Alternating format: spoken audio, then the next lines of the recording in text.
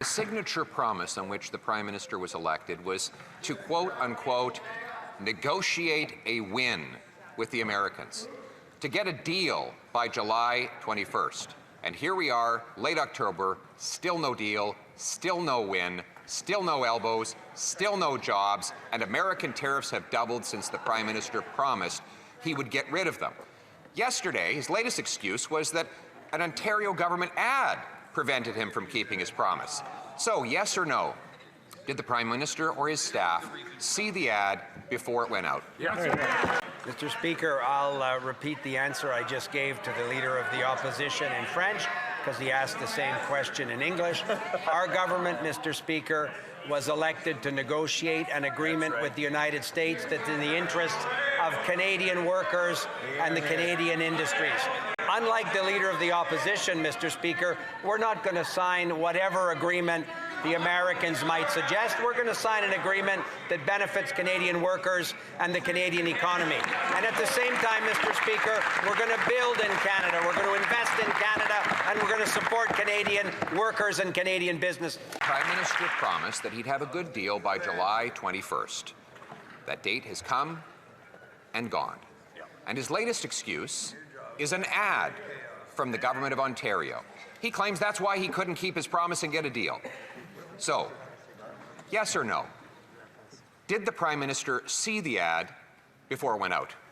Mr. Speaker, as I said a moment ago, our government is committed to working with all partners in our federation, to work with premiers in every part of the country, to work with union leaders and business leaders, to support the Canadian economy and Canadian workers, and to negotiate with the Americans for a deal that's in the interests of Canada. That's been the government position from the beginning. I'm proud of the work that we've done with all the premiers and businesses and union leaders across the country. Speaker, it's the Prime Minister who has said that the ad prevented him from keeping his promise and getting a deal.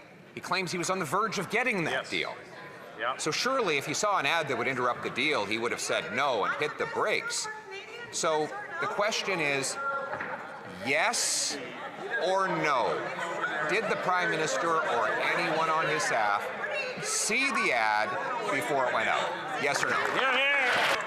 Mr. Speaker, our government is committed to doing the serious work necessary to get a deal with the United States and to build a strong, resilient Canadian economy. That was the commitment we made to Canadians in the election. That was an election that the Leader of the Opposition lost because people didn't believe he would be serious in either supporting Canadian workers, Canadian businesses, or standing up to the Americans for a deal that's in the interest of all Canadians.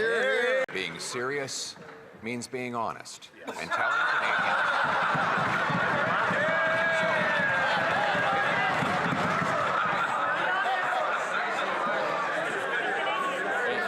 Did the Prime Minister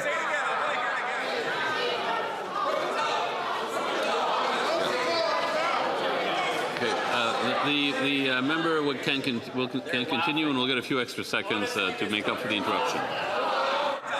Being honest is a joke to these Liberals, Mr. Speaker.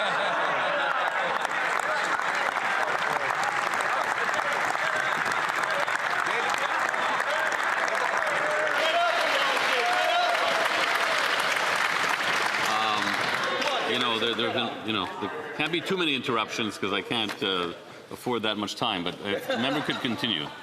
Did the Prime Minister or his staff see the ad before it went out?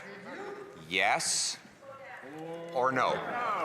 Mr. Speaker, I can imagine the frustration that the Leader of the Opposition feels when he sees a Prime Minister elected to take this serious economic and sovereignty challenge with all of the seriousness it deserves. That's why Canadians thought the Leader of the Opposition wasn't up to that task. That's why Canadians chose a Prime Minister who takes serious issues seriously, who will defend Canadian workers and Canadian businesses and stand up for the right deal for Canada.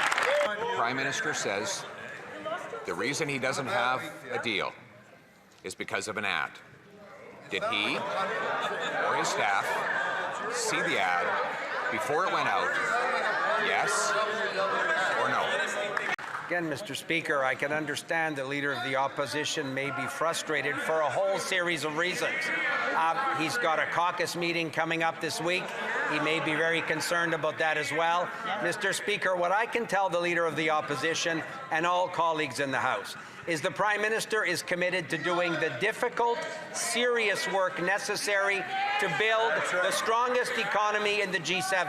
That starts by supporting Canadian workers, building big in Canada again, and doing everything necessary to get the deal with the Americans that will be in the interest of Canadian workers and Canadian business. Mr. Speaker, there are 100,000 more Canadian workers out of a job since the Prime Minister promised to protect their jobs.